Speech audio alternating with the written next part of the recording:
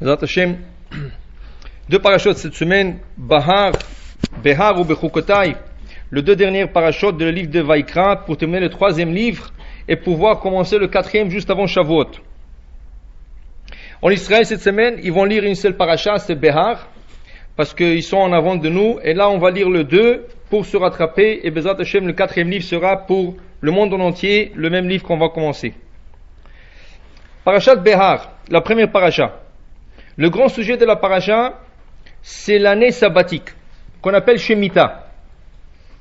La Torah nous donne une mitzvah de travailler la terre 6 ans, et à la 7e la faire reposer. Avant d'expliquer cette paracha, il faudra peut-être expliquer quelques lois avant d'arriver à cette paracha pour comprendre qu'est-ce que la Torah veut de nous. Alors voilà quelques lois qui seront pour vous utiles si vous pensez de voyager dans le proche futur en Israël. Ou n'importe quel moment que vous allez voyager en Israël, ce serait très utile de savoir ces lois, car ces lois s'appliquent que sur la terre d'Israël. Ça ne s'applique pas en dehors d'Israël, c'est que sur Israël. Les lois sont les suivantes. Quelqu'un qui a un champ, un fermier, un propriétaire, n'importe lequel, il a un champ qui produit des fruits, des légumes, il a l'obligation de prélever certaines quantités de sa récolte et la distribuer. Alors on va expliquer comment ça marche.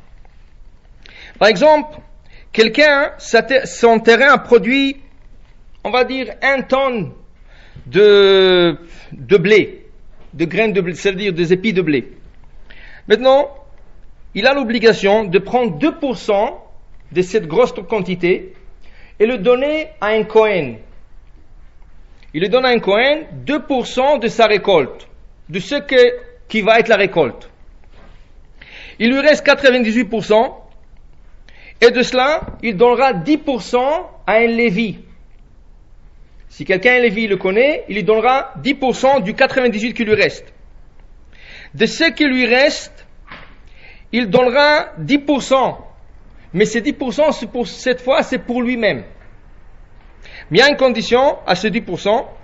Ce 10% s'appelle Maaser Sheni, la deuxième dîme. La première dîme, qui est le 10%, il a donné à un Lévi. La deuxième fois, il le donnera à soi-même, mais la Torah l'oblige de la manger à Jérusalem. Qui veut dire que c'est de la récolte, il peut la manger, mais pas chez lui. Même s'il habite Israël, il est obligé d'aller à Jérusalem. Il peut le manger juste à côté du temple ou à la région de Jérusalem tant qu'il peut voir le temple de là où il se trouve. Ça veut dire que ça peut être sur une montagne. Tant que la vue de la montagne donne sur le temple, il peut le manger. Plus loin que ça, il ne peut pas manger. Ça veut dire que le 10% que c'est pour la personne lui-même, mais il y a une obligation de le manger à Jérusalem. Maintenant, même à cela, il y a des sous-lois qui s'appliquent. Qu'est-ce qui arrive si la personne habite trop loin de Jérusalem? Et elle ne peut pas venir avant, il y avait la mitzvah de pèlerinage, Aliyah la Regel, et c'est trop loin pour elle, il ne peut pas. Et cette année, peut-être sa femme vient d'accoucher, et lui il est occupé, il ne peut pas venir. La Torah lui donne la chance de racheter la sainteté qui se trouve dans ses fruits. Les fruits de deuxième dîme sont kadosh, sont saints, mais ils ont une sainteté qui peut se manger à la personne, mais dans un certain endroit. Maintenant, qui ne peut pas venir et manger, et s'il attendra quelques mois, tout va pourrir. Dans ce cas, la Torah lui donne la chance de racheter ses fruits. Qu'est-ce qu'il fait? Il évalue combien vaut le 10% de ce fruit qu'il veut donner. On va donner un montant, on va dire c'est $1000. Il prend $1000, il le met de côté, il mange les fruits, lui et sa famille, et le $1000, il le gardera jusqu'à la prochaine occasion qu'il montera à Jérusalem. À la prochaine occasion, il y a trois occasions de pèlerinage. Il y a Pesach, Shavuot, Sukkot. C'est les 3 grandes fêtes où on a l'obligation de monter à Jérusalem, si on peut.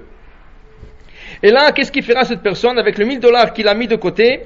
Arrivé à Jérusalem, il ira sur le marché de Jérusalem et il achètera n'importe quoi qui est consommable. Fruits, légumes, viande, poisson, du vin, n'importe quoi qui est consommable. Il va dépenser la somme au total pour le manger. Il peut le manger lui, pas seul. Il peut le manger avec sa femme, ses enfants, des invités, mais encore avec la condition que ce soit à Jérusalem et dans un endroit où il peut voir Jérusalem. Ça, c'est le rattrapage qui n'a pas pu venir la dernière fois. Il rachètera la sainteté de ses fruits et avec l'argent, il achètera une autre fois du manger pour pouvoir le manger à Jérusalem. Ce maaser, ce deuxième dîme s'appelle maaser sheni, la deuxième dîme. Et on a un autre type de maaser, un autre 10%, qu'on appelle maaser ani, du maaser qui se donne aux pauvres. Maintenant, il y a un cycle. Comment ça marche?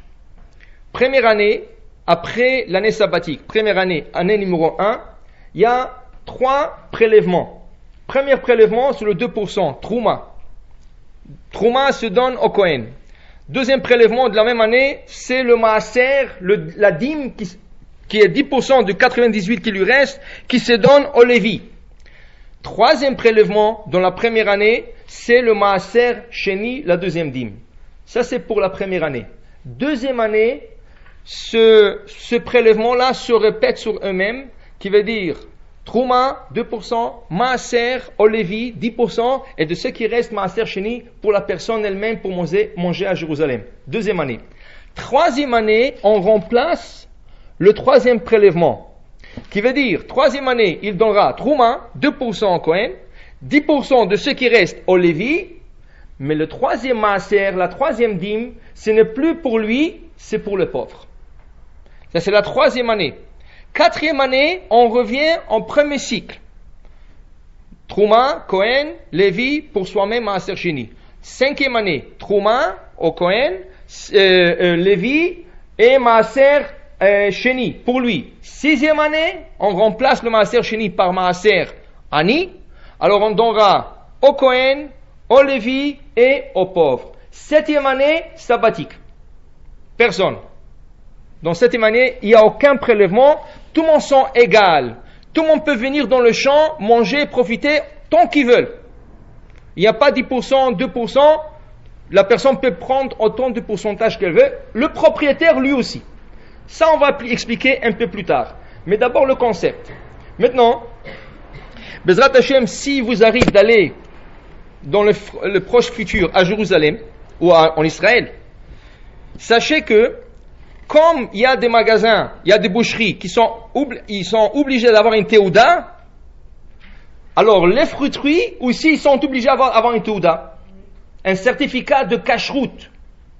C'est quoi le certificat de cacheroute? Le certificat vous garantit que le propriétaire a prélevé tout ce prélèvement qu'on vient de dire. Ça veut dire que Trouma, 2% qui vont au Kohen, Maaser, 10% qui vont au Lévi, et le Maaser Sheni dans les 2 premières années, Maaser Ani à la 3e année. Sinon, si vous mangez une récolte qui n'a pas été prélevée, surtout la Trouma, la Torah décrète une peine de mort à celui qui le mange. Chayav Mita. Alors c'est obligatoire, c'est plus que la viande, c'est plus que manger non kosher. Celui qui a mangé non kosher, c'est quoi la punition? Flagellation. S'il y a 2 témoins qui l'avertissent, pourquoi tu rentres dans cette boucherie? C'est pas kasher. 2 personnes lui disent, il dit non, mais ça ne me regarde pas, je ne cherche pas une touda moi. Il sort avec la viande, il est cuit, il le mange. Ces 2 témoins, s'il vient au tribunal, le tribunal peut convoquer cette personne, lui donner la flagellation. Plus aujourd'hui, parce que la loi n'est plus la même, mais je parle selon les lois de la Torah, c'est pas plus que la flagellation. Ça fait mal, mais c'est pas plus que ça. Les récoltes, les fruits, c'est pire. Chayav Mita, c'est la peine de mort. Alors ça, c'est une obligation. Maintenant, vous allez en Israël. Malheureusement, c'est pas dans toutes les villes en Israël qu'il y a de la Touda. Tu vas à Jérusalem, oui, plusieurs raisons. Tu vas à Bnei Brak, presque tout le monde disant. Mais tu vas dans les autres grandes villes, Natania, Tel Aviv, Haïfa, presque tu ne trouves pas. Peut-être les grands supermarchés, peut-être, mais pas tout le monde qui l'ont. C'est ça? Tu demandes à un fruitier, tu as une touda? Bétar, tu dis, mais je vois rien, où la touda? Mais tu vois pas Baba Sali, tu vois pas le Rebbi qui est là-bas. C'est comme ça qu'ils vous répondent. Il y a un rabbin Chacham qui lui a dit, vous savez, si toi tu serais accroché là-bas, le Baba Sali ici, je l'aurais acheté. Mais maintenant que lui il est là-bas et toi tu es ici, je ne peux pas l'acheter. Mais c'est ça la réponse. Bétar. S'il n'y a pas Touda, vous n'achèterez pas dans une boucherie qui n'a pas un certificat, vous achetez pas dans une fruiterie légumes ou fruits qu'il n'y a pas une Teuda. Surtout dans une année sabbatique. C'est pire. Mais on va expliquer plus tard. C'est ça? Maintenant, il y a une manière. Vous êtes dans la situation, vous êtes là-bas, vous êtes quelque part, il n'y a pas une fruiterie qui porte un certificat. Qu'est-ce que vous faites? Vous pouvez le faire vous-même. Un peu compliqué, on va expliquer, vous pouvez le faire vous-même. Même dans le Patach Eliyahu, ils ont pris déjà la précaution et la notion de le faire. Si vous regardez votre Patach Eliyahu à la page 373, ils apportent là-bas toutes les lois de prélèvement. Comment? Vous allez sur le marché, vous achetez des tomates, des concombres, des fruits, des autres légumes, tout ce que vous voulez, vous emmenez des sacs. Vous l'emmenez, vous les mettez sur la table.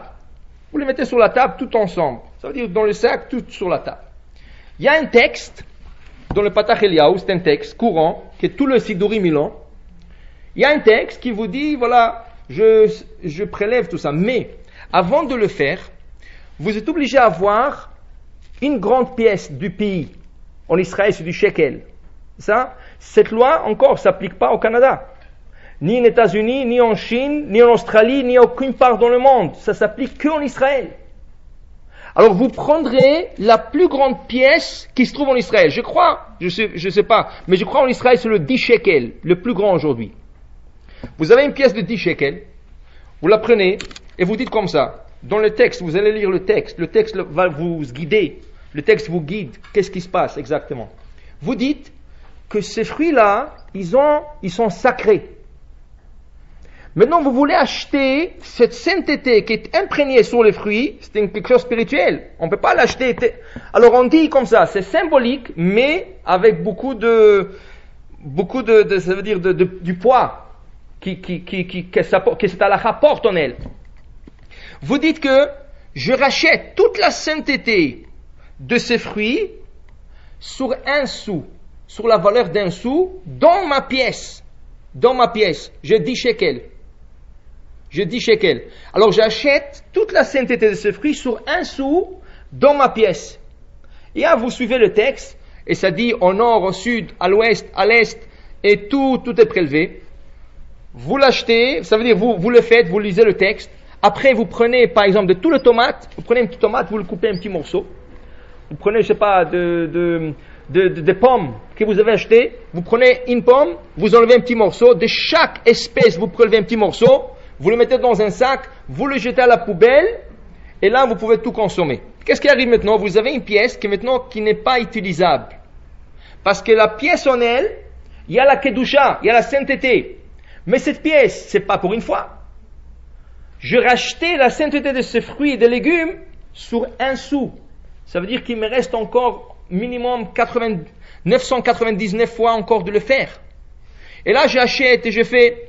Le jour que vous dites, je crois que je m'approche à la fin de cette pièce, qu'est-ce que je fais? Je prends une autre 10 shekels. Et je dis que toute la sainteté qui s'est ramassée dans ce 10 shekels, je la transfère sur 1 sou dans la nouvelle pièce.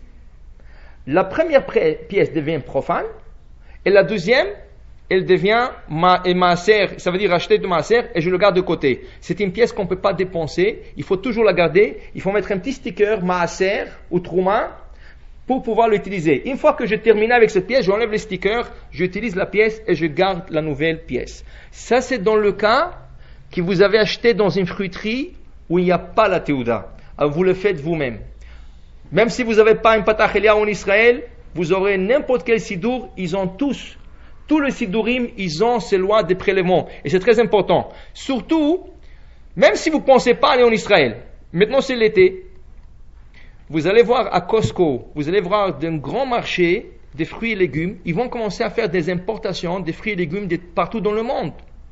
Le Chili, l'Australie, je sais pas d'où ce qu'ils amènent. Israël aussi. Israël envoie des oranges Jaffa. Israël envoie des dattes, la marque Carmel. Israël envoie des pastèques, c'est ça, à Costco. Israël envoie des piments rouges, c'est ça, et le persimo, le kaki aussi. Il s'y trouve à plusieurs magasins. Vous allez voir sur le marché, il y a des fruits d'Israël. Là, par réflexe, vous dites, ah, c'est bon, ça vient d'Israël, au contraire, c'est la Kedusha d'Israël, et je vais supporter Israël, j'ai envie de les acheter. Non. Si vous savez faire ce qu'on vient d'expliquer, oui, vous allez supporter Israël, et c'est une mitzvah de supporter Israël. Au contraire, ça serait bien. Mais si vous ne savez pas le faire, il vaut mieux de ne pas l'acheter pour ne pas se compliquer. Il vaut mieux pas acheter et se compliquer quelque chose qui est chayav mita. Alors c'est mieux, si vous ne savez pas le faire, ne l'achetez pas. Laissez-le. Si vous savez l'acheter, oui, achetez-le. Pourquoi? Toute l'exportation qui se fait en Israël, ils ne prélèvent pas les dîmes. Ils n'enlèvent pas le trumot de masrot. Ils le mettent sur la responsabilité de l'acheteur. Dans ce cas, il faut faire attention. Si vous trouvez n'importe quoi d'Israël ici, puisque ça a poussé en Israël, il faut faire attention. Surtout dans l'année sabbatique qu'on va expliquer bientôt. Ça, c'est durant les premières 6 années. Maintenant, je sais peut-être ça vous choque un peu, peut-être que ça vous étonne un peu, mais vous le faites presque chaque semaine, sans réaliser. Quand vous faites votre challah, c'est quoi la challah? Prélèvement de quoi? Trouma. C'est la trouma. C'est la trouma de la pâte. Nous, on vient de parler de la trouma de quoi? Des fruits et des légumes. Mais attention, le blé, c'est quelque chose qui pousse par terre. C'est la récolte du champ. Le blé, une fois transformé en farine, mélangé avec de l'eau, ça donne une pâte. Qu'est-ce que vous faites? Vous prélevez un morceau. Ces morceaux-là, c'est la trouma. Maintenant, attention, qu'est-ce qu'on fait avec? Alors, à l'époque où il y avait le temple, le Beth Amikdash, qu'est-ce qu'on faisait avec? On ne prélevait pas un petit poignet. Qu'est-ce que vous prélevez maintenant? Un petit poignet. Vous rentrez la main dans la pâte, vous faites votre bracha juste avant de prélever. Faites l'afri shchala trouma. C'est ça? Vous prélevez le morceau et vous le mettez de côté. C'est ça? À l'époque du temple, on ne prélevait pas un petit morceau comme ça. On prélevait un morceau qui donnera une miche de pain. Ça veut dire quelque chose de respectueux qu'on puisse donner au Kohen. À qui on donnait ça? Au Kohanim. Alors on ne donnait pas. Qu'est-ce qu'il va faire le Kohen avec ça? Même pas un chalarol. Alors qu'est-ce qu'il va faire un petit morceau comme ça? Rien. Alors on donnait un grand morceau pour qu'il puisse faire un challah l'Ichvot Shabbat. Alors on lui donnait ça. Mais le problème, aujourd'hui, il y a une condition. Le Kohen qui le reçoit, lui aussi il a des critères à respecter. Le critère, il doit être pur. Il n'a jamais touché un cadavre d'un mort, il n'est jamais rentré dans un cimetière. Alors c'est sûr, presque aucun Kohen va rentrer au cimetière. Oui. Alors maintenant, si un Kohen rentre au cimetière, il a profané sa kedusha, automatiquement il est impur. Mais qu'est-ce qui arrive si le Kohen n'est pas rentré? Il y a quelqu'un d'autre qui n'est pas Kohen, qui est rentré pèleriner au cimetière. Il sort du cimetière. Quelques heures plus tard, il rencontre M. Cohen, son ami. Comment ça va, M. Cohen? Ça va? Il lui serre la main. Il est impur. Il n'est pas obligé de rentrer. Le fait de toucher quelqu'un qui est impur, le Cohen devient impur. Tous les Kohanim aujourd'hui sont impurs, malheureusement. Même s'ils ne rentrent pas au cimetière. Parce qu'il est impossible qu'ils n'ont jamais touché quelqu'un qui est parti au cimetière. Ce qui fait que même la trouma que nous prélevons de la challah, nous ne pouvons pas leur donner. S'il le mange, lui, il est chayav mita. Si le Kohen n'est pas pur, il le mange, c'est lui qui est responsable de peine de mort. Alors qu'est-ce qu'on fait avec aujourd'hui? On le détruit malheureusement, on doit le brûler. On doit le brûler. Entre parenthèses, on ne peut pas les brûler en même temps qu'on cuit notre challah. Parce que c'est de la récolte sacrée. On ne peut pas cuire cette récolte, ça veut dire cette challah, avec la challah normale qu'on va cuisiner pour Shabbat. On n'est pas Kohen. Et même le Kohen lui-même ne peut pas le faire. Dans ce cas, il faut les brûler ou avant de commencer à cuire nos chalot, ou après. Mais pas ensemble. Il y en a qui préfèrent Bechlal de ne pas les cuire dans le four. À New Jersey, il y a une communauté ça veut dire que c'est une communauté religieuse. Qu'est-ce qu'ils font? Ils prélèvent les chalot et ils les gardent au congélateur. Et ils les sortent une fois par année, Pessah. Et ils les brûlent tout avec le Hametz. Et c'est tout un stock. Chaque semaine, ça fait 52 minimum. 52, plus les fêtes, plus s'il y a un Sheva Brachot ou quelque chose, il a tout un stock dans le congélateur. Alors, mais il y en a qui le font. Il y en a qui le gardent ça pour le brûler à part, pour ne pas l'avoir brûlé dans son four. Mais pour vous dire que c'est sacré, on ne peut pas le cuire en même temps que la challah. Il faut ou avant, si vous le faites avant, vous le brûlez, une fois brûlé, vous sortez, vous laissez le four allumé 5-10 minutes pour qu'il brûle toute la vapeur de cette challah, et après vous rentrez votre challah. Si vous rentrez à la fin, c'est moins problématique. Vous cuisinez votre challah, vous le mettez sur le côté, après vous prenez et vous rentrez ça dans le four, il n'y a rien déjà, vous allez rien cuire et vous le faites. Maintenant, alors vous voyez où il y en a qui ne le brûlent pas, qu'est-ce qu'ils font? Ils prennent la challah, ils le mettent dans 2 sacs, 2 enveloppes et ils le jettent à la poubelle. Ça, c'est aussi valable. Vous pouvez ou la jeter, mais il faut l'envelopper avec 2 sacs. Il faut mettre dans un sac, et après un deuxième sac, l'attacher et le jeter. Ça, c'est aussi possible de le faire. Pour ne pas avoir le brûlé dans le four. Mais si vous brûlez, il faut aussi respecter les règles, comment brûler. Maintenant, regardez. Alors, on voit bien que qu'est-ce qu'on fait avec la challah? On la détruit, on la brûle. Pour que même pas un Kohen profite de cela. Imaginez-vous un peu, combien de marchands de fruits et de légumes il y a en Israël. C'est quand la dernière fois que vous étiez en Israël? Chaque coin, il y a de fruits et de légumes, mais c'est pas comme ici. C'est des petits comme ça. Là-bas, L'année dernière, je suis rentré avec mon fils, il était la première fois en Israël, on est rentré dans un fruiterie, il a dit, c'est quoi cette bonne odeur? Il pensait c'est comme ici, on me goûtait le plugin. Il m'a dit, c'est quoi ce qu'ils mettent comme bonne odeur ici? Je lui ai dit, c'est les fruits. Il dit, non, c'est pas possible, jamais un fruit comme ça. Il dit, regarde, approche-toi, tu vas voir. C'était les pêches. Et c'est incroyable l'odeur que ça dégage. C'est vraiment, c'est des vrais fruits. C'est pas des fruits qui sont les pauvres, congelés, et le temps qu'ils décongèlent, ils ont plus de goût, plus d'odeur. C'est des vrais fruits. Et c'est à chaque coin. Maintenant, imaginez-vous, faites le compte. Combien de fruits on doit brûler ou détruire, parce qu'on n'a pas de Kohanim à donner. Prenez tout Israël, toutes les villes d'Israël, ils doivent respecter ces lois. Oui? Qu'est-ce qu'on fait avec tous ces fruits? La seule chose, c'est le détruire, pour que personne en profite. Parce que c'est la trouma. On n'a pas un Kohen à qui on peut donner. Jusqu'à quelques années, ils ont vu que c'est un grand gaspillage, mais on n'a pas le choix. C'est pas un gaspillage voulu.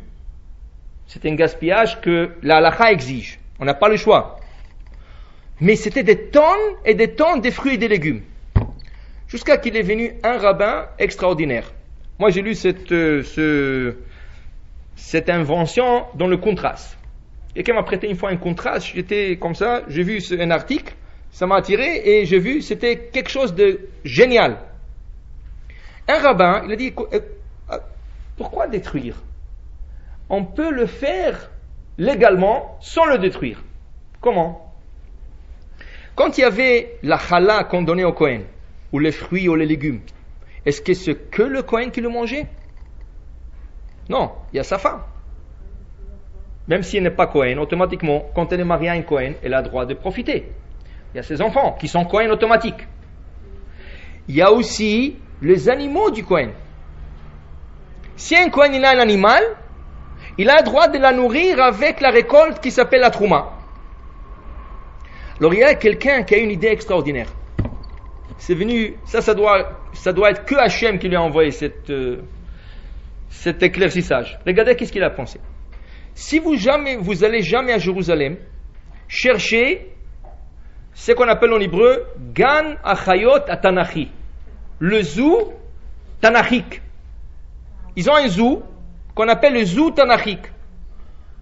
Il y a des animaux cachers et ils vous montrent toutes sortes de choses. C'est un zoo tanachique. On appelle ça Gan Achayot Atanachi.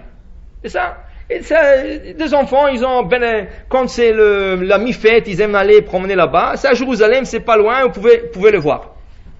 Il s'avère que le propriétaire de ce zoo est Kohen. Alors il y a un rabbin qui a dit, mais attends, quand on donnait la trouma, qui c'est qui mangeait? Le Kohen, sa femme, ses enfants et ses animaux. Comme les animaux appartiennent à un Kohen, Au lieu de prendre tous les fruits et les rejeter et les détruire, qu'est-ce qu'ils font? Il a dit, donnez-nous tous ces fruits et légumes, on va commencer à nourrir les animaux. Et aujourd'hui, au lieu de le jeter, ils ramassent tout à Jérusalem et ils donnent à ce zoo. Alors ce n'est plus gaspillé, c'est mangé par les animaux. C'est ça qui est une grande mitzvah. Ce soir, on a étudié aussi, quand on s'assoit à manger, si vous avez un animal cachère ou pas cachère, vous avez l'obligation de la nourrir avant que vous mangez.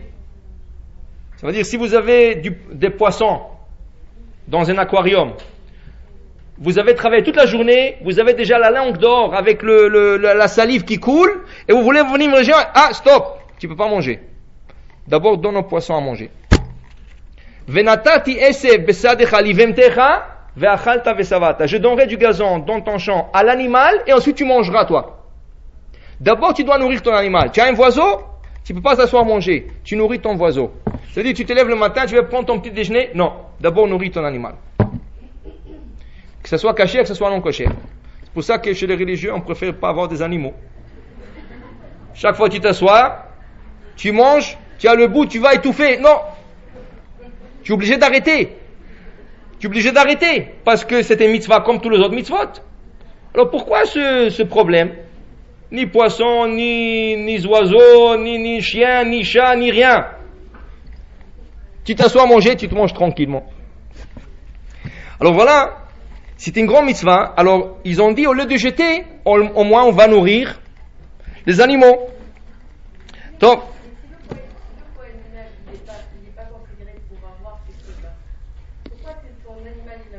oui, l'animal est des fois plus chanceux que l'homme. À celui qui est impur. Par exemple, on peut prendre la chala et la donner à un enfant de moins que 9 ans. Ça veut dire, halachiquement, on aurait pu prendre cette chala, la cuire et la donner aujourd'hui à un enfant de moins que 9 ans. Tant qu'on est sûr qu'il n'est pas parti dans le cimetière. Oui, parce qu'un enfant de moins de 9 ans est considéré pur. Mais le problème, tu donnes l'enfant, qui sait qu'il ne va pas le donner à son grand frère, ou à son père par erreur, ou à sa mère, sans qu'il le sache. On préfère de le donner à personne et de le brûler. Ça veut dire qu'il y a même aujourd'hui, il y a des possibilités que l'homme le mange. Mais l'animal, il n'a pas de statut ni d'impureté, ni d'impureté. L'animal peut le faire.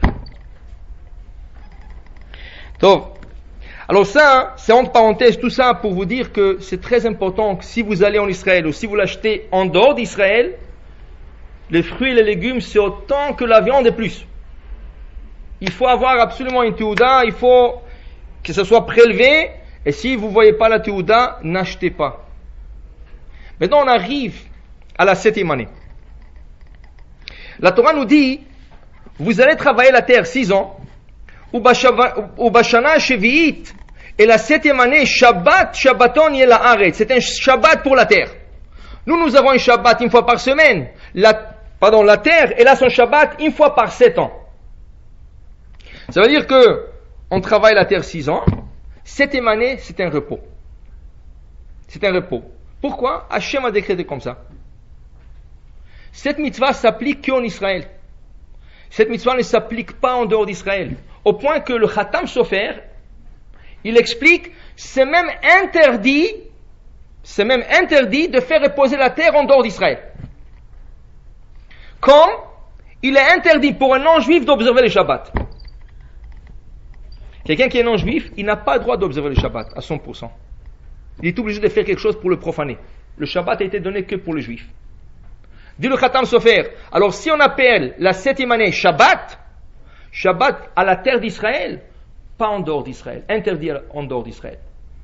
En dehors d'Israël, la terre doit travailler durant tout ce que peut travailler, produire et doit travailler. Mais s'arrêter, non. Alors maintenant, la Torah nous donne cette mitzvah. Shabbaton, yela haaretz. Tu peux rien faire, tu peux rien couper, tu peux rien prendre, même pas irriguer le terrain, couper les branches, rien. Sauf, il y a des lois, c'est pas le cours d'aujourd'hui, mais il y a des lois très spécifiques. Qu'est-ce qu'on peut faire, qu'est-ce qu'on ne peut pas faire? Au point que je vous dis, c'est tellement compliqué. Vous avez un pot avec une plante.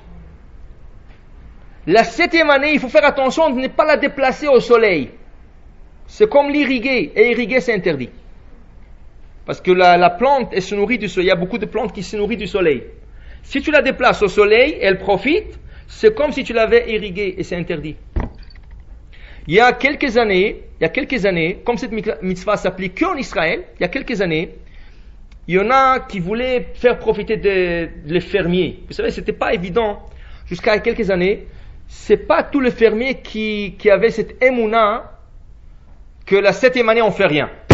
7e année, tu n'es pas propriétaire. C'est ton champ, mais tu n'es pas propriétaire. N'importe qui peut arrêter la voiture sur l'autoroute, il peut s'arrêter, prendre tes oranges, tes pommes, tes poires, tout ce que tu possèdes, et tu n'as pas le droit de mettre une pancarte « rentrée interdite ». Tout le monde sont propriétaires. Toi aussi, tu peux rentrer.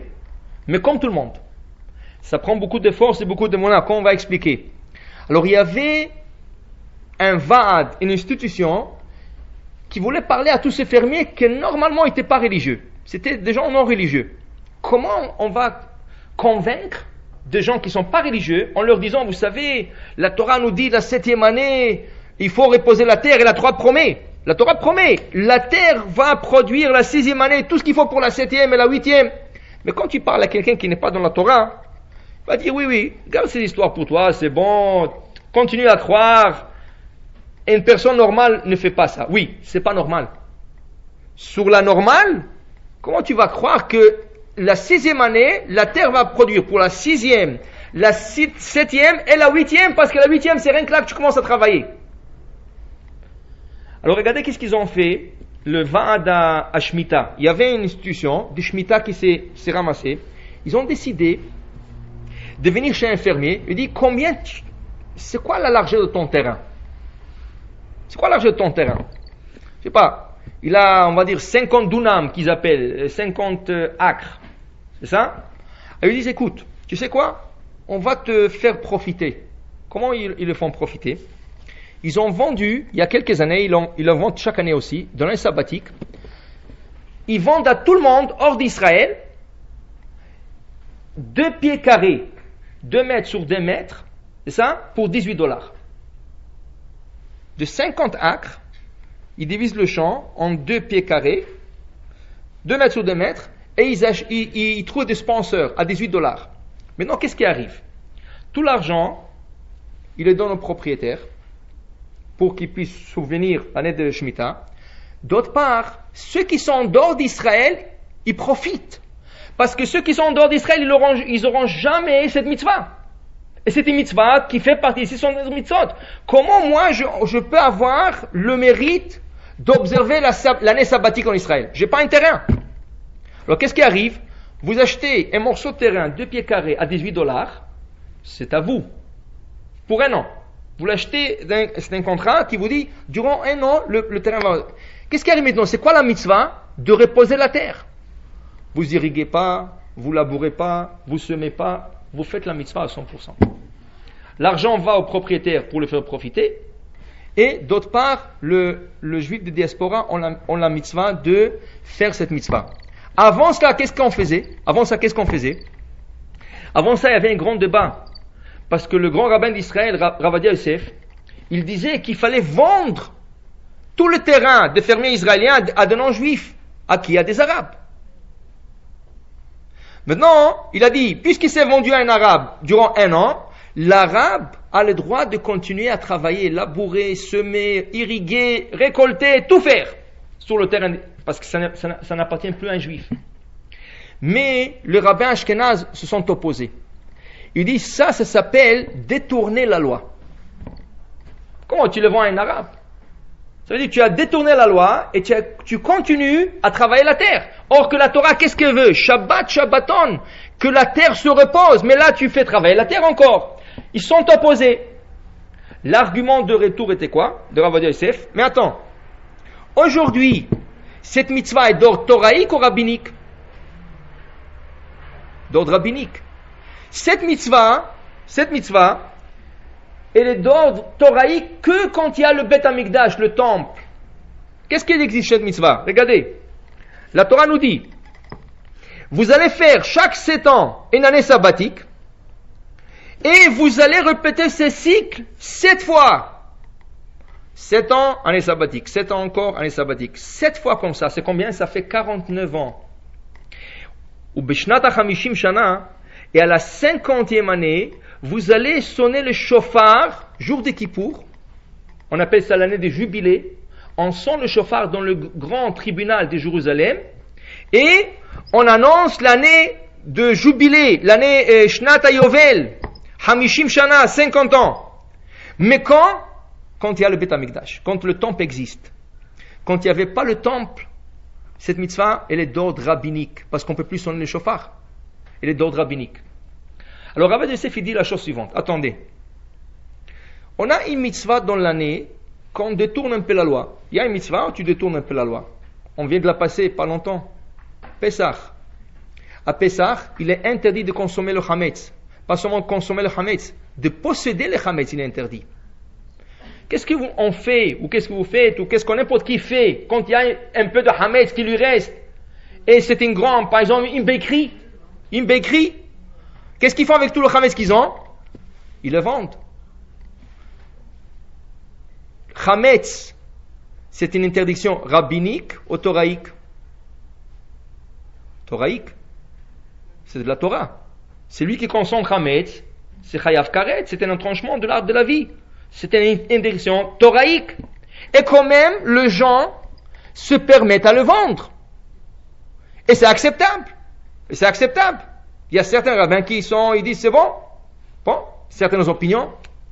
Il y en a qui préfèrent non, il y en a qui préfèrent que les choses crues. Mais il y a des manières à travailler avec cette interdiction. Une vente est valable.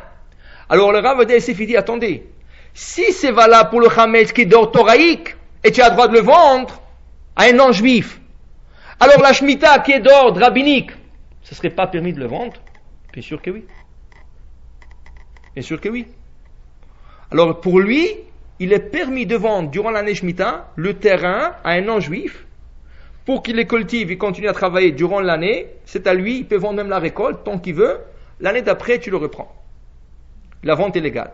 Mais comme je vous ai dit, comme c'était une grande controverse en Israël, il y en a qui disaient oui, contre, pour, ils ont trouvé ce système. On va vendre 2 pieds carrés à des juifs dans la diaspora pour profiter des propriétaires et profiter ceux qui sont dehors, tout le monde s'en profite dedans. C'est ça? Comment? Cette année, c'est pas encore shabbatique.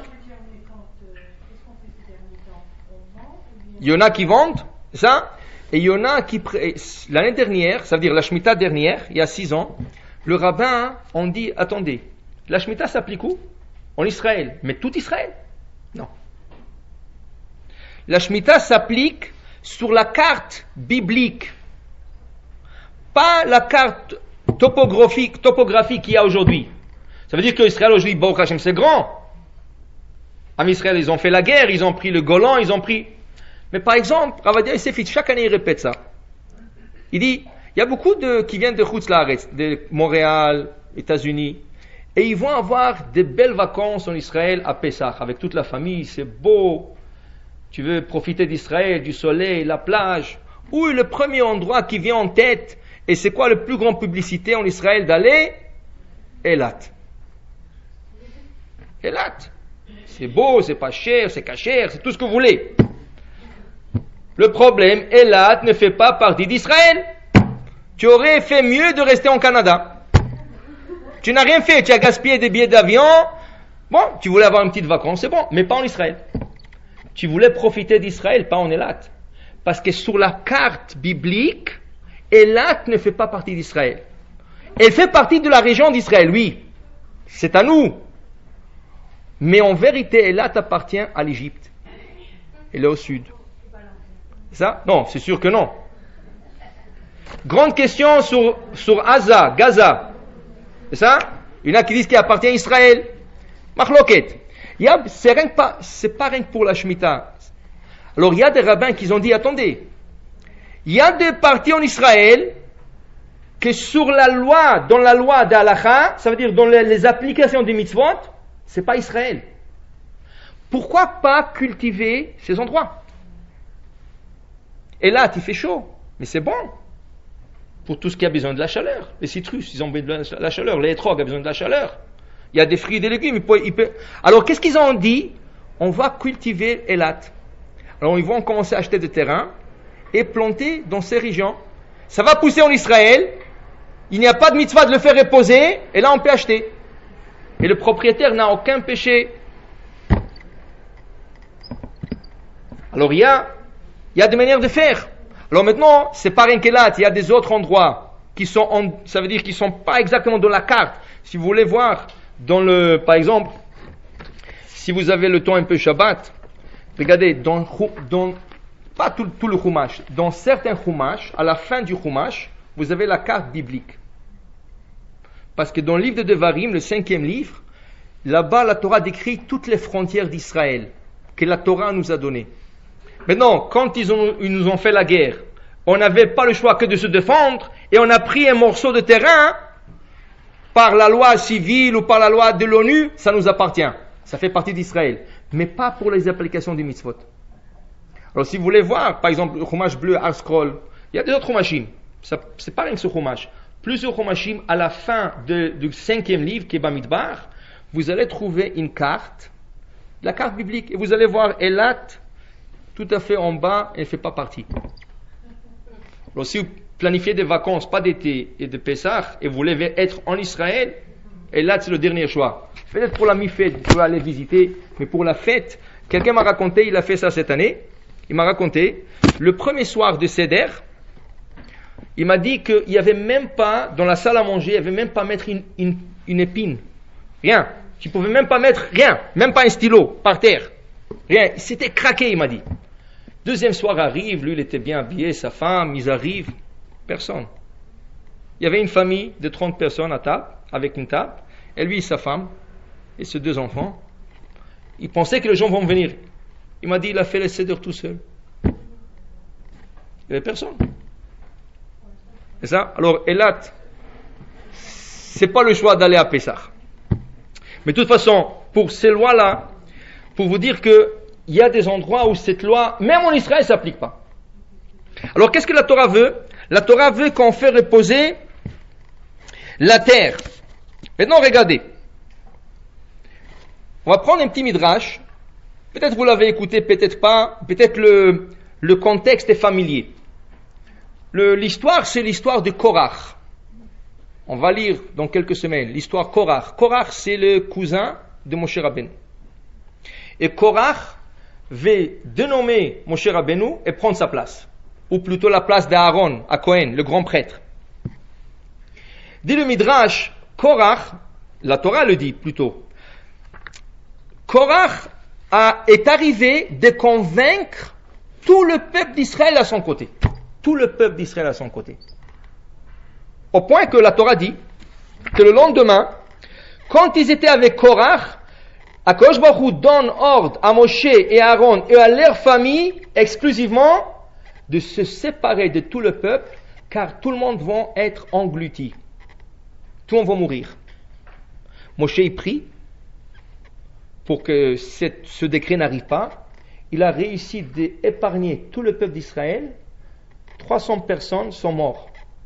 Que Korach et sa famille, Datan, Vaviram et leur famille. Le Midrash veut comprendre comment est-ce possible que Korach a réussi de convaincre tout le peuple d'Israël comme Moshe Rabbeinu, après le don de la Torah. Après que Moshe Rabbeinu est monté à Sinaï, et après qu'on a vu que Dieu lui a parlé, et Dieu lui dit, je te parle en public pour qu'ils comprennent que toi tu es mon messager, et ils le croient, car ils l'ont écouté avec leurs oreilles, ils l'ont vu avec leurs yeux. Comment est-ce qu'il est possible que Korach a détourné l'esprit de tout le monde? Il fallait avoir un argument, quelque chose, une bombe atomique, pour tourner dans inouï. Ça a pris inouï pour détourner tout le monde contre Moshe Rabbeinu. Le lendemain, après qu'il leur a parlé, toute la nuit, il a tourné dans la maison, tout le monde était contre Moshe Rabbeinu. Regardez qu'est-ce qu'il nous dit le Midrash. Le Midrash, il dit, Korach ramasse tout le monde, et il leur dit, vous savez, on vient de recevoir la Torah. Mais vous croyez pas s'il y a des choses qui sont très bizarres dans cette Torah? Vous croyez pas que Moshe Rabbeinu a dû inventer ce livre? Comment? Il dit, je vais vous raconter une petite... Korach, il dit, je vais vous raconter une petite histoire.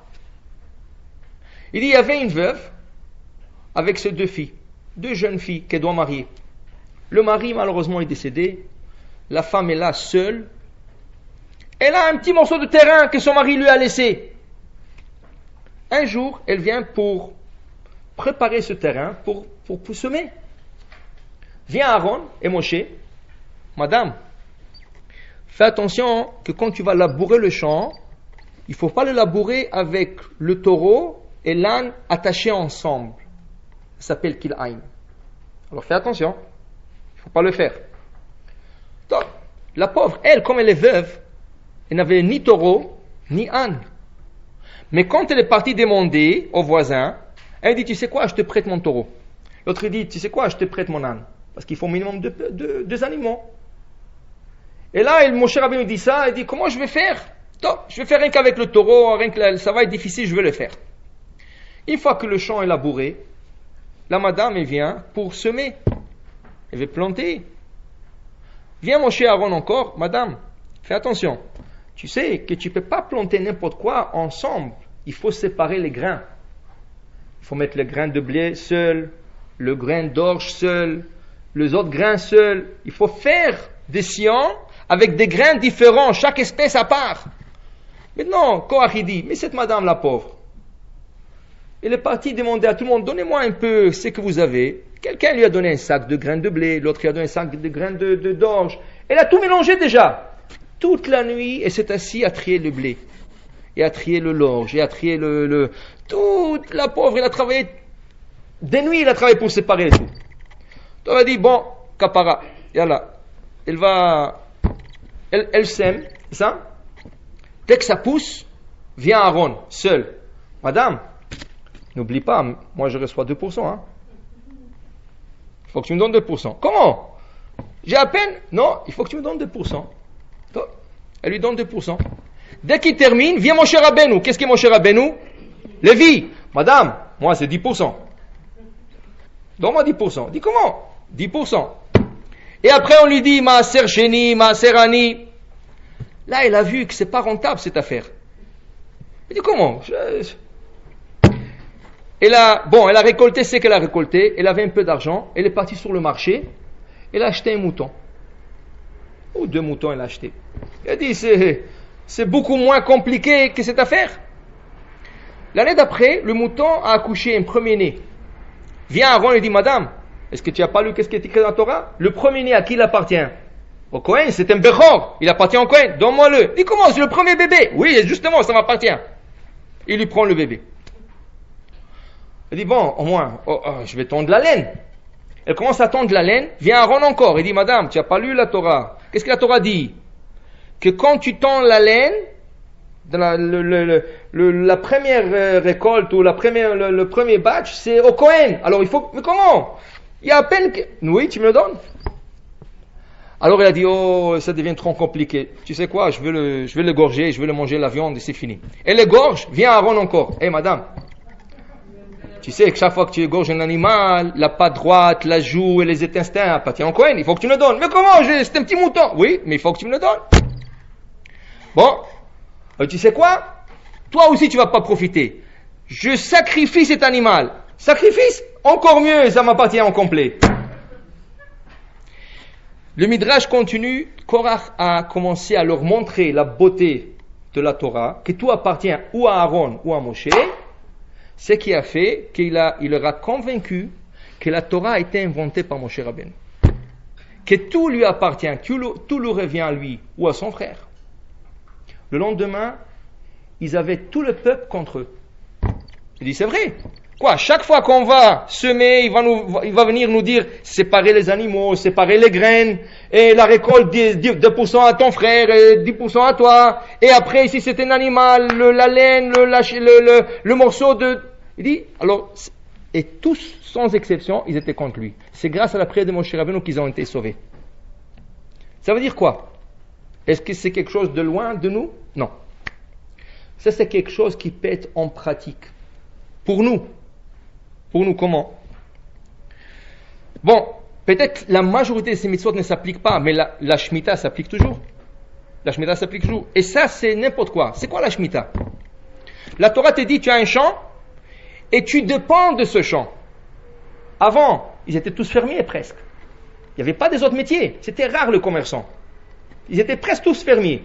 La Torah dit, tu travailleras 6 ans, et la 7e année, tu auras confiance en Dieu, que le champ va produire. Mais qui c'est qui me promet?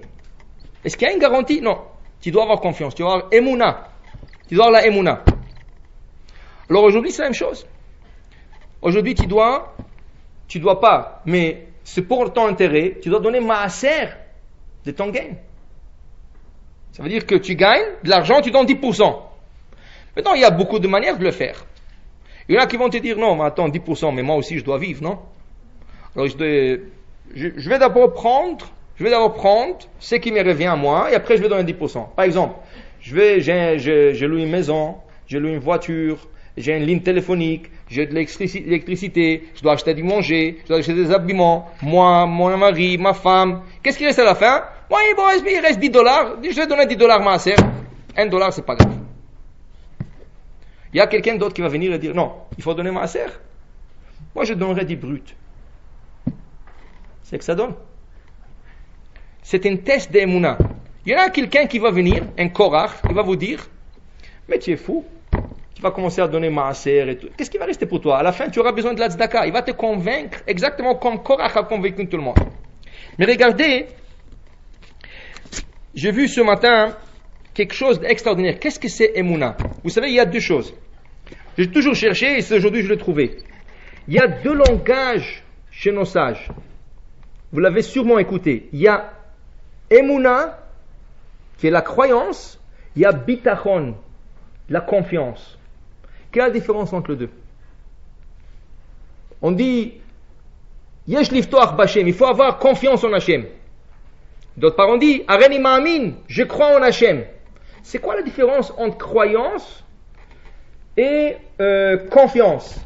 Et comme on a répété plusieurs fois, en hébreu, la langue hébreu ne porte pas de synonymes. Il n'y a pas de synonymes en hébreu. En français, il y a beaucoup de synonymes. Tu peux décrire la même chose en synonyme. Tu peux dire 10 mots, ça revient tous au même objet. En hébreu, ça n'existe pas. S'il y a une différence, il y a une nuance entre 2 mots qui veulent désigner quelque chose, peut-être une chose, mais ça veut dire 2 choses différentes. Emouna et Bitachon. Regardez qu'est-ce qu'il dit ici le Rabbeinu Bechaye, un Rishon, il y a 900 ans à peu près. Il dit que il y a une différence entre la Emouna et le Bitachon. Il dit ici que la Emouna nichlelet b'midat habitachon. La Emouna, la croyance, elle est inclue dans la confiance en Dieu. Tu crois en Dieu, mais ceci est inclus dans la croyance, dans la confiance en Dieu. Ça veut dire que entre Emouna et Bitachon, qu'est-ce qui est plus fort? Bitachon, confiance. C'est ça, confiance, Bitachon. Il dit, regardez, c'est quoi la différence? Il dit ici, chez un Adam boteach, la personne n'a pas confiance, on fait confiance à quelqu'un qu'on sait qu'il peut faire la chose qui doit se faire. C'est ça? Mais maintenant, ma'amin, mais c'est lui qui croit en quelqu'un ou en quelque chose, itachen shelo yeh boteach. Moi je crois qu'il peut le faire, mais je doute toujours. Je doute, peut-être il va le faire. Je crois qu'il peut le faire. Mais est-ce qu'il va le faire ou pas? C'est en doute. Mais quand je fais confiance à quelqu'un, c'est à 100%. Ça veut dire que la Emouna, la croyance, elle fait partie de la confiance. Et la confiance est un niveau plus haut. Quand j'ai confiance, c'est confiance à 100%. Je sais qu'il va le faire, il est capable de le faire, il le fera. Quand je crois en quelque chose, oui, je crois, mais est-ce que ça va se réaliser? Est-ce que ça va arriver? Pas sûr. Regardez un mashal extraordinaire. Il y a quelqu'un que son hobby c'était de grimper des montagnes. Il allait sur les Everest, sur les Alpes. Un jour, après des années et des années, il était sur une très haute montagne. Il a raté son coup. Il a mis le piquet. Il croyait que c'est solide. Il commençait à monter. C'était faux. Là, il n'était pas bien attaché. Et il tombe. Il voyait même pas le parterre. Même pas, vous voulez regarder en bas, il ne voyait rien. La première chose, il dit, Shema Israël, Hachem, aide-moi. En disant ça, tout d'un coup, il y a comme une branche qui sort de la montagne, et lui, il s'attrape sur la branche. Mais là, il a dit, sous lui, il n'y a rien. Il n'y a pas où poser le pied. Il n'y a rien. Et là, il est en train d'attraper, et il sait que c'est une question de secondes ou de minutes. Et là, il commence à perdre sa force. Il dit, qu'est-ce que je fais maintenant? Qu'est-ce que je fais maintenant? Et là, il crie encore, Hachem, tu m'as sauvé. La suite, c'est quoi? Alors, il y a une voix qui lui dit, lâche la branche, je t'aiderai. Il regarde.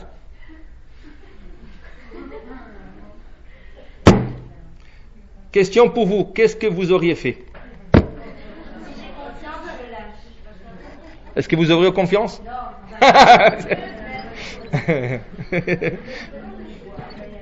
Ça, c'est une question piège.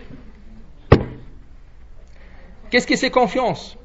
Hachem nous aide dans beaucoup de situations. Et quand on a vraiment besoin, on regarde de manière naturelle. Le miracle n'est pas là. Mais il m'a aidé l'autre fois. Est-ce qu'il va continuer à m'aider? Ok? Regardez qu'est-ce qu'il dit Rabbeinu Bechaye. Pourquoi la croyance est pas si forte? Pourquoi la croyance est pas si forte comme la confiance? Confiance c'est plus fort. Croyance c'est pas si fort. C'est fort mais c'est pas si fort. Pourquoi?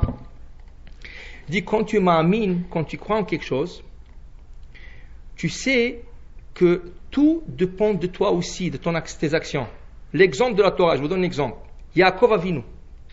Yaakov c'est un patriarche.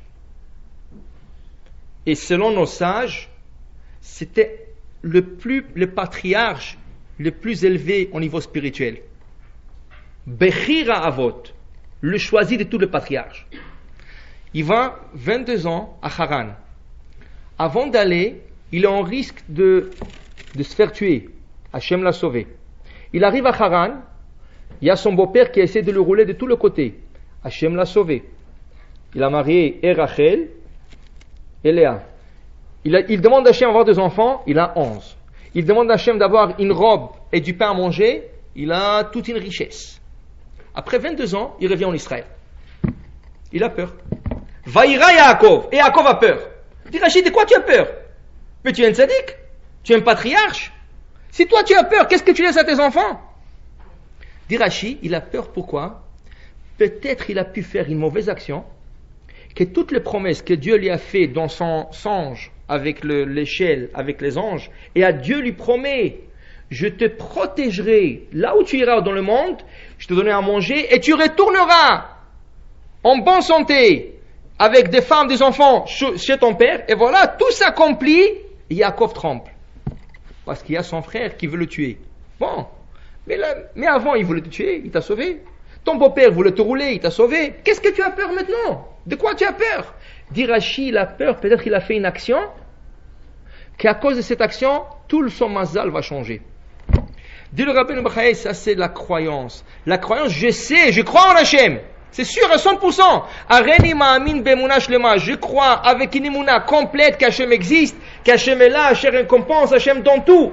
Mais peut-être que je peux faire quelque chose que je ne mérite pas. Mais quand vous avez le bitachon, tu sais quoi, je ne mérite pas. Mais à Dieu m'a fait tellement de choses, jusqu'à date, il continuera à le faire. Même si je ne mérite pas. Je n'ai pas toujours mérité, il l'a fait. Il continuera à le faire. Et c'est bitachon. Alors si vous êtes dans une situation où vous êtes une main attrapée sur une branche, en bas, on ne peut même pas voir le bas. Mais on sait déjà, en tombant, on a fait Shema Israël et Hachem nous a envoyé une branche pour s'attraper. Et Hachem te dit, lâche et aie confiance. C'est à vous à savoir quoi. Voilà. Vous le débattrez après le cours. Bon, si vous avez des questions, oui.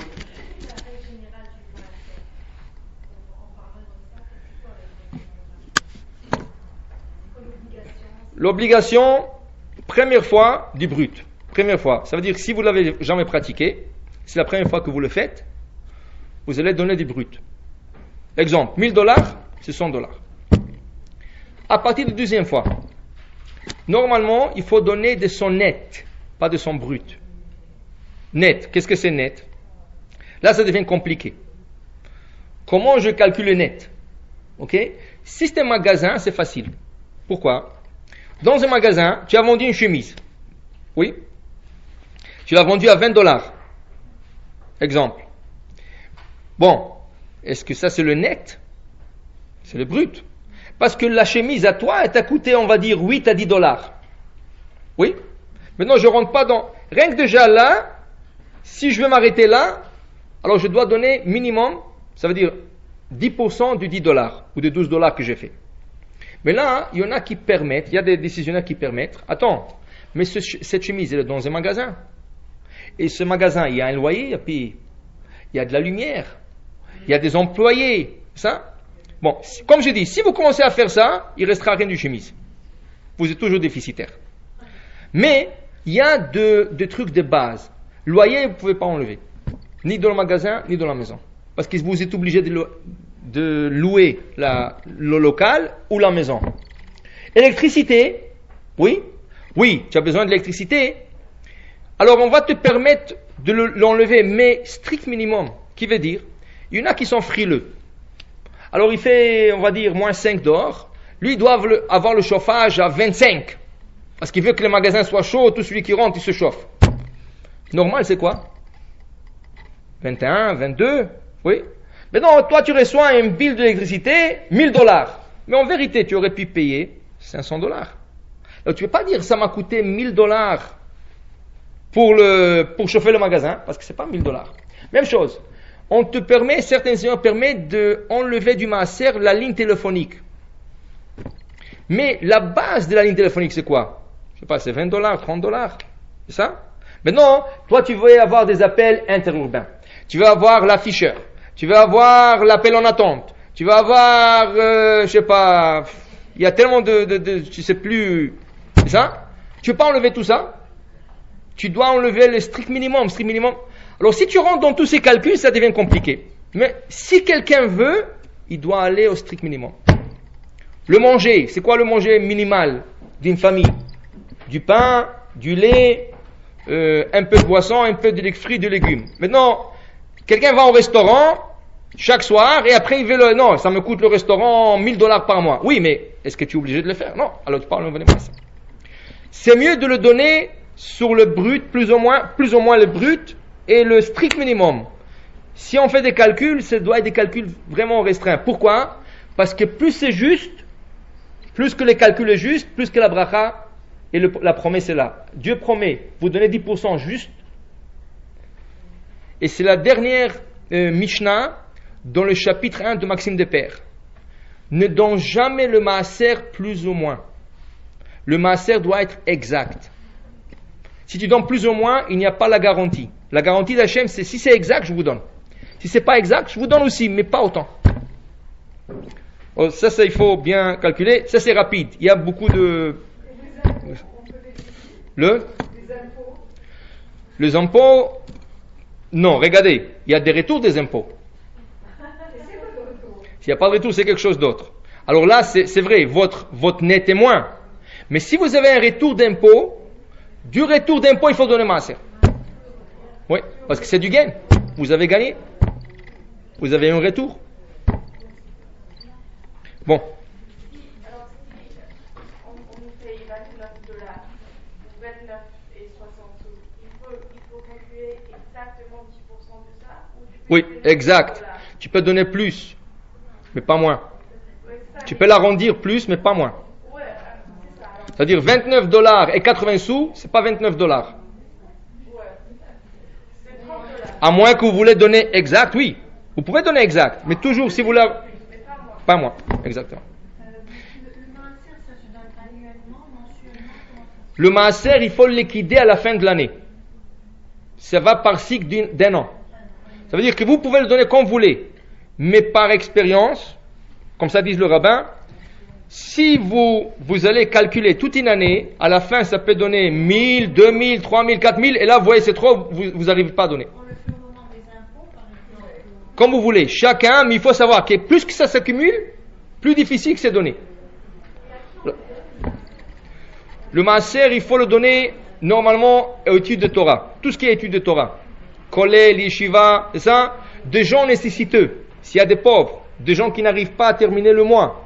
C'est pas nécessairement des gens, bon, on essaiera de choisir des gens qui étudient la Torah, mais même chez vous à la famille, s'il y a quelqu'un qui est vraiment dans la difficulté de terminer le mois, c'est une mitzvah de lui donner aussi. C'est ça? Il y en a qui disent oui, il y en a qui disent non. Ça, parce que tout ce qui est obligation, on ne peut pas s'acquitter avec le maaser. Tout ce qui est obligé, on ne peut pas donner maaser. Maaser, on peut le donner à quelque chose qui est optionnel, pas obligatoire. Alors, est-ce que l'école juive c'est obligatoire? Oui ou non? Alors, il y en a qui disent, puisque obligatoire, c'est comme louer une maison. Tu ne peux pas enlever le loyer ou l'hypothèque, c'est ça? Il y en a qui disent oui, parce que en vérité, tu aurais pu envoyer tes enfants aux écoles normales et le soir leur donner des cours de Torah. C'est un débat. Si une personne peut s'abstenir, c'est mieux. Si elle ne peut pas vraiment parce que c'est trop, alors combien vous aurez payé dans une autre école? Mieux, un peu moins que cette école que vous envoyez. On va dire c'est $1,000. Et là, il vous charge $3,000. Alors la différence entre le 1,000 et le 3,000 qui est 2,000, vous pouvez donner le maaser. Comptez le 2,000 comme maaser, on va dire. Bon, c'est pas court maaser ce soir, mais bon. Alors rapidement, on va pas trop tarder, rapidement, in halakha, si vous vous rappelez,